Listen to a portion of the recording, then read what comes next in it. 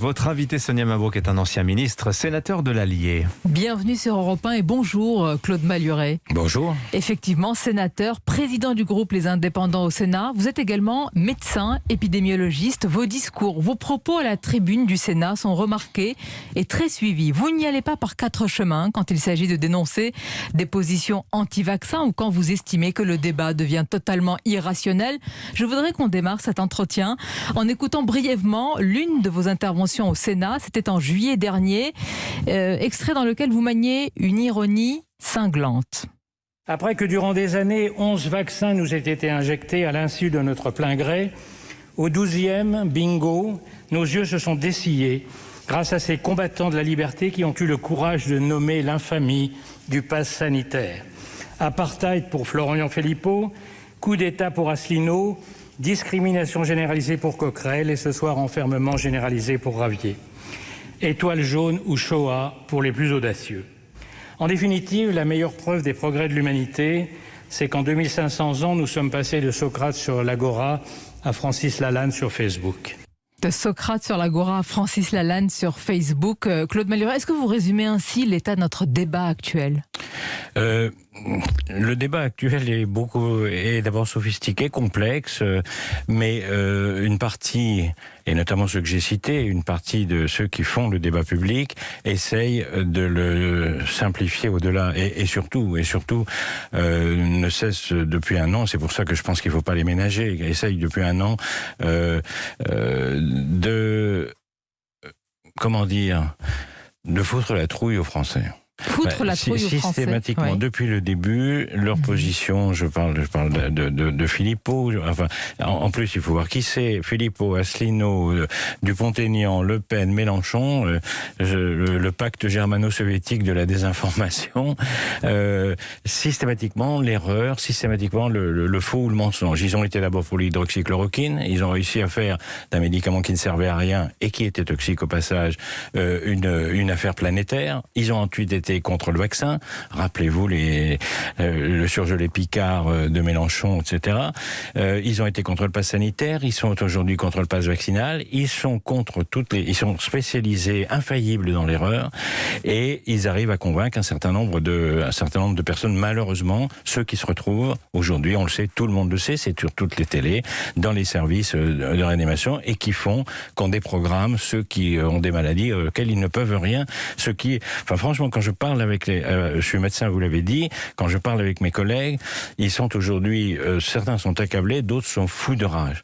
Donc ce débat, il est bien plus complexe qu'ils le voudraient, il n'est pas en noir et blanc, mais en tout cas, chaque fois qu'ils font ce débat en noir et blanc, ils sont du côté de l'erreur. Malgré tout, vous n'entendez aucun argument, par exemple, que répondez-vous, Claude Maluret, à ceux qui affirment que nous ne sommes plus vraiment en démocratie, ou alors que nous allons plutôt vers un modèle à la chinoise où tout sera contrôlé, où nous serons nous-mêmes contrôlés et nos libertés restreintes et reniées. Alors ça, c'est le débat sur les libertés que même un élève du bac philo peut résoudre. Enfin, je veux dire, ce truc-là, ça fait un an qu'on nous bassine avec les libertés. La liberté, et on l'a dit 100 fois, c'est pas l'irresponsabilité, c'est pas la possibilité de faire emboliser les services de Réa pour que ceux qui devraient être soignés ne puissent plus l'être.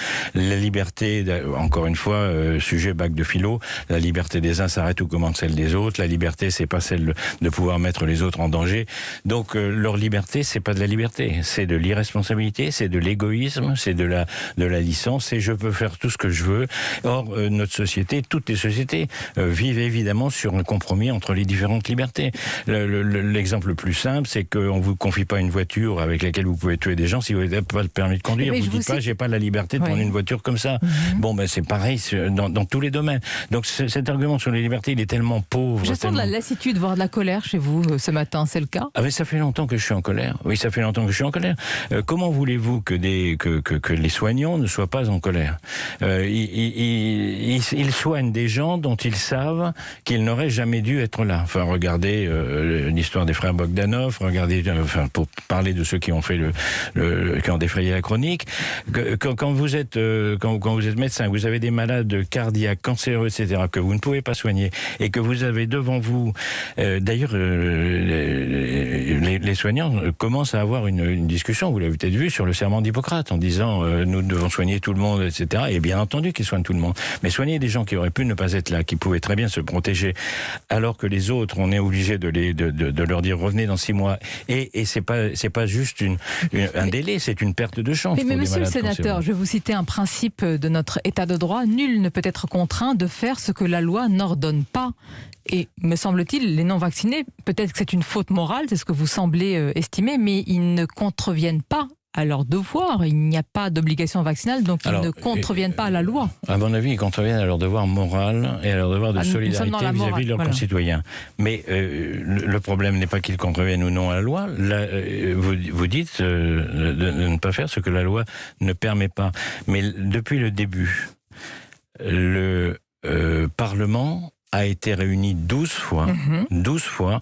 Le gouvernement a très bien pu prendre les décisions par décret. Dans beaucoup de pays d'Europe, le pass vaccinal, le pass sanitaire, etc., tout ça a été pris par décret. Pas de parlement, rien. Là, je comprends qu'on dise, c'est peut-être un peu fort de café. Mais depuis le début, il n'y a pas une mesure qui n'ait pas été prise par le gouvernement et le Parlement. Donc vous estimez que les garde-fous sont là et que les parlementaires, députés et sénateurs... La loi, elle est là. La loi, elle instaure le pass sanitaire et on ne va pas au-delà. La loi, elle va instaurer le pass vaccinal. Donc cet argument qui disent ils n'ont pas violé la loi, mais la loi elle-même ne viole les libertés de personne. C'est le Parlement qui en décide. Elle est contrôlée par le Conseil d'État, elle est contrôlée par le Conseil constitutionnel. Excusez-moi, le gouvernement, l'Assemblée nationale, le Sénat, le Conseil d'État, le Conseil constitutionnel, il n'y a pas beaucoup de démocratie. Bien, mais on pourrait vous opposer où on ferait la loi de cette façon-là. Monsieur le sénateur, que le Conseil d'État s'est contredit à un moment sur le pass sanitaire. Mais revenons au projet. Mais qui ne s'est pas contredit. Qui, parce que le virus fait un virage à 180 degrés, nous surprend tous les mois, tous les 2 mois, mute, varie, etc. Qui ne s'est pas contredit? Alors le Conseil d'État, comme les autres, il est bien obligé, au fur et à mesure, d'avancer en tâtant les pierres, parce que tout le monde est en tâtant les pierres dans la rivière, tout le monde est en train de faire ça, et tout le monde le fait depuis le début. Quittons le domaine de la morale et allons sur le domaine de l'efficacité, parce que c'est bien de cela dont il s'agit pour limiter la propagation des variants. Est-ce que le pass vaccinal que vous allez voter et qui arrive, je le précise, au Sénat en commission des lois aujourd'hui et demain dans l'hémicycle, est-ce que c'est une mesure sanitaire de nature à limiter la propagation des variants? C'est une mesure, bien entendu, le but du pass vaccinal, et il faut pas y aller par-dessous, il faut pas y aller, il faut dire, et d'ailleurs Véran l'a dit, le pass vaccinal, c'est pour contraindre à se faire vacciner, parce que si vous ne l'êtes pas, ça vous empêche un certain nombre d'interactions sociales, etc. C'est donc une contrainte. De la même façon, comme je le disais tout à l'heure, que la vie sociale est faite de contraintes, des contraintes acceptées en démocratie par une majorité, et avec le respect des minorités. Donc c'est bien entendu que le pass vaccinal est une mesure politique, mais c'est en même temps une mesure sanitaire, parce que si aujourd'hui, tout le monde il reste plus que 8% de non-vaccinés, si aujourd'hui tout le monde était vacciné, il n'y aurait plus de problème. Le coronavirus, ce serait la grippe. Avoir le pass ne signifie pas ne pas avoir ni le Covid et ses variants. Non, mais le problème aujourd'hui, c'est pas celui du nombre de cas. Le problème, c'est celui du nombre de gens en réanimation. Si aujourd'hui tout le monde était vacciné, vous auriez pas 4000 personnes dans des salles de réa où la capacité est aujourd'hui d'à peu près 5000, c'est-à-dire qu'elles sont presque saturées. Vous en auriez 500 ou 1000, et on ne parlerait même plus de ça. Ce sera comme la grippe aussi. Il y a des gens en réa, il y a des gens et les personnes âgées sont vaccinées, et la grippe est beaucoup moins